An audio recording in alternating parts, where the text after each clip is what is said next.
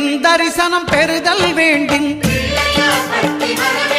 நம் கற்பக பெருமான் உச்சந்தலையில் குருவின் தரிசனம் பெறுதல் வேண்டின் நம் கற்பக பெருமான் உச்சந்தலையில்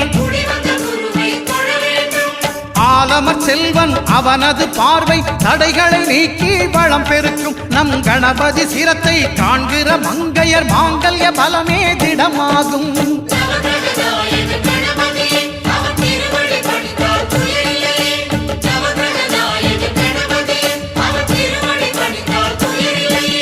ஒன்பது கோளும் ஒன்றாய் காண அங்கு கற்பகம் என்னும் கடவுளின் மெய்யில்